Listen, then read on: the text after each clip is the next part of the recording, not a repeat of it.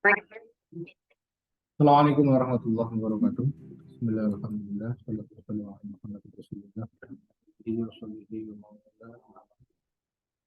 Pada teman-teman mahasiswa yang saya cintai ya, baik untuk mempersingkat waktu di hari ini, Kamis di 30 Maret 2023, kita dapat bermujahat dalam kerangka perkuliahan eh, ekonomi makro, ya, di mana kita ketahui bersama terkait mata kuliah ini ya, di mana uh, secara konvensional maupun secara syariah bahwa ekonomi makro dan profesional dan secara Islam itu dibahas kaitannya dengan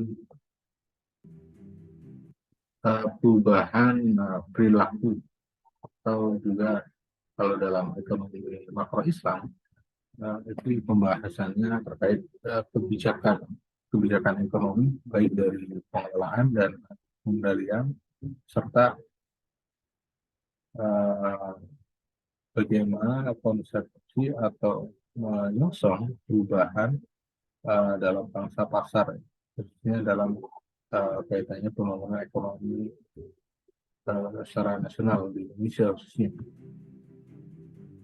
Kemudian dari ruang lingkup ekonomi makro ya, dan ruang lingkup ekonomi makro Islam ya. Maksudnya di sini adalah konvensional Islam ya, makro Islam dan makro konvensional. Diketahui bahwa lingkup dari ekonomi makro secara umum itu adalah kemakmuran dan persepsi ya, atau kebangkrutan ya, di mana outputnya ya, di mana outputnya di sini bisa kita teliti ya, bagaimana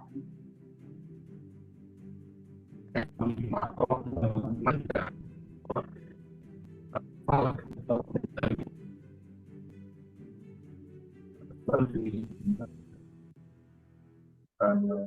output masukan, padahal itu merupakan lingkup yang cukup sederhana.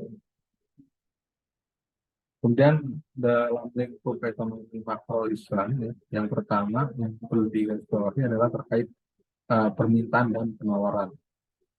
Kemudian dalam teori produksi, kemudian teori elastisitas ya, dan teori perilaku konsumen dan pasar, dan mekanisme harga juga dibutuhkan dalam makro Islam. Yang pertama terkait permintaan dan penawaran. Di sini permintaan sendiri adalah hubungan antara jumlah permintaan dan harga barang. Dalam ekonomi syariah, bahwa keputusan konsumen ya atau pelanggan itu didasarkan pada nilai moral ya. Artinya di situ terdapat morality dan bentuknya adalah etik atau Islamic etik ya. Seperti halnya mengedepankan kejujuran, pelayanan yang maksimal kepada konsumen ya. Itu adalah salah satu bentuk konsep permintaan ya dalam hal ekonomi secara makro Islam. Jadi di situ ada hubungan antara permintaan dan harga. Ya. Jadi dalam permintaan barang dan harga ya, itu menjadi konsep yang tidak ada batas. Berbeda dengan konsep permintaan konvensional yang dibatasi oleh variabel pasar ya, seperti harga, kemudian pendapatan, uh, kemudian apa yang diinginkan oleh masyarakat dan lain sebagainya. Ini dalam permintaan ya, di permintaan dan penawaran ya, di mana dalam teori penawaran keseluruhan jumlah barang yang tersedia yang ditawarkan pada barang tertentu, uh, produk ya, misal dalam hal produk makanan ya, bagaimana bangsa pasar itu menyoroti produk yang beredar di pasaran ya, yang beredar di pasaran agar cepat laku, bisa dimurahkan atau bahkan bisa dibatasi produktivitas pembuatannya ya. Nah, ini erat kaitannya dengan permintaan dan penawaran antara permintaan konsumen atau permintaan produsen ya. Ini antara keduanya juga saling tawar menawar ya. Ibnu Khaldun dalam kaitan ini ya, terkait uh, penawaran ya dan permintaan membedakan tiga jenis barang, yakni kebutuhan, bagaimana barang itu diperjualbelikan atau dimanfaatkan sesuai dengan kebutuhan ya. Kemudian atau barang tersebut diperoleh atau dimanfaatkan untuk kemewahan, untuk kebutuhan atau untuk kemewahan. Itulah yang menjadi faktor daripada penawaran itu terjadi. Selain itu ada juga harga barang dan biaya produksi. Kemudian juga tingkat pemanfaatan teknologi pemasaran juga menjadikan faktor adanya permintaan dan penawaran.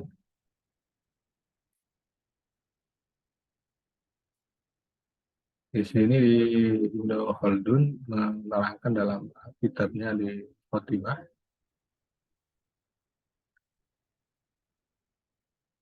di hadis anil al والطلب يفرق بين التفضل بين ثلاث أنواع من الضعيف، وهي الضروريات والحاجيات والكماليات.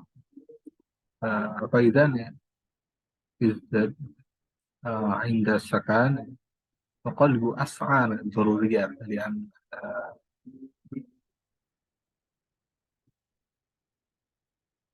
لأن الناس تجتهدون في تأمينها، وبالتالي فإن العون يحوز يبقى مرنا. أما بالنسبة للكماليات فإن أسعارها تزداد مع إزداد الطلب المصري المحلوفين وفي الرهان.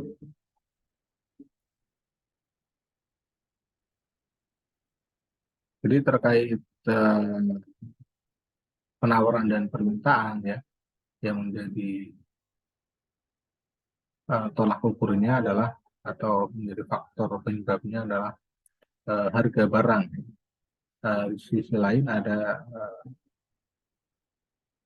substitusi biaya produksi ya, dimana ini juga menjadi faktor adanya permintaan dan penawaran. Kemudian dalam teori produksi dan elastisitas produksi ini ukuran malak ya, tujuannya wal akhirah, artinya kebahagiaan menuju kebahagiaan di dunia maupun di akhirat. Sehingga kegiatan produksi harus dilandasi dengan nilai Islam sesuai dengan maqasid syariat, hifdzul mal, hifdzul din, hifdzul akal, hifdzul mal ya, hifdzul nasl, wa dzalik. Kemudian dalam teori elastisitas terkait perbandingan perubahan proporsional secara proporsional dari sebuah variabel dengan perubahan variabel lainnya, ini Islam bersifat elastis ya. Di situ ada konsep muruna, di mana memiliki kekuasaan atau asa, medan kekuasaan, sehingga memiliki ruang gerak untuk melakukan istihad sekaligus pembaharuan ya, tajdid. Sehingga dalam istimbatul ahkam ya, itu nantinya akan menjadikan selalu berselaras ya dengan perkembangan zaman. Di mana dalam teori produksi atau produksi ya dalam Islam harus mengacu pada prinsip Islam, ya ini menghasilkan sesuatu yang halal, sehingga barang ataupun jasa itu juga bahan bakunya juga harus diperoleh dan didapatkan dengan cara-cara yang halal. Kemudian lebih lanjut dalam perilaku konsumen ya, dalam perspektif ekonomi Islam itu tidak ada yang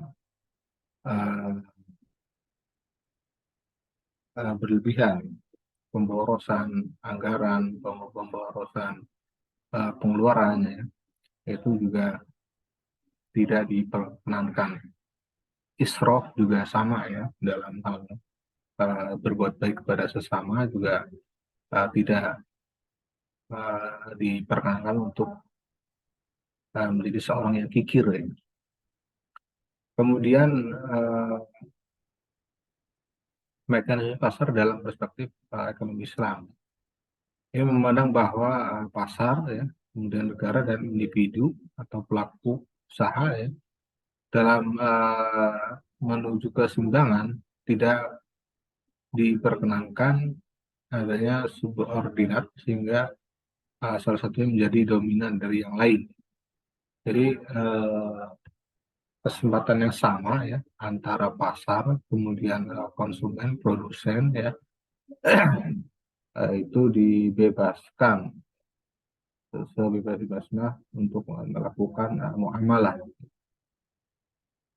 Artinya dalam teori berperilaku, dalam berbisnis, dalam beretika dalam bisnis, dalam hal muamalah itu tidak dibatasi oleh dominasi-dominasi tertentu ya.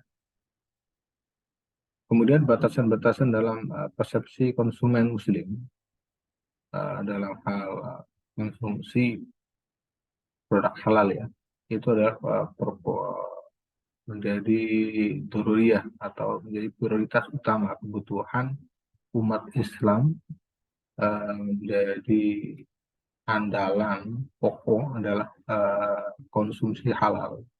Tujuan adalah mencari ridha Allah Subhanahu wa taala. Dan selanjutnya dalam kaitannya prinsip yang mengedepankan mekanisme pasar. Yang pertama adalah prinsip syariah, prinsip kebebasan dan prinsip keadilan. Hal ini sesuai dengan pendapat Ibnu Khaldun ya dalam muqaddimahnya, dalam kitab muqaddimah ya, dijelaskan demikian, tiga prinsip dalam menjalankan mekanisme pasar. Kemudian Ghazali terkait mekanisme pasar yang diberlakukan adalah harga.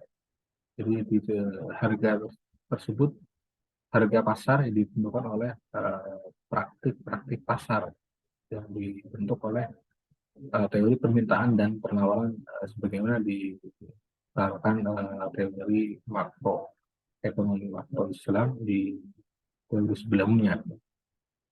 Kemudian Ghazali juga membahas atau menyinggung bahwa faktor naik turunnya harga suatu barang itu terjadi karena mekanisme secara alamiah oleh pasar, sehingga permintaan dan penawaran penentu keseimbangannya adalah dua term itu ya, permintaan dan penawaran. Jadi ketika harga pasar ini hendak menjadi seimbang, maka eh, perlu mengedepankan, menghilangkan apa itu sifat ketidakpastian atau horor ya, kemudian sifat kezoliman atau berbuat curang, berbuat zolim, berbuat bohong dalam berbisnis itu tidak diperkenankan, harus diberangus. Ya. Kemudian dalam ekonomi makro secara keseluruhan, eh, yang perlu dikedepankan adalah maslahah. Maslahah di sini dalam maqasid syariah ya, yang dikedepankan adalah uh, hifdzul mal, hifdzul nasl, ya, hifdzuddin. Tujuan Islam diberlakukan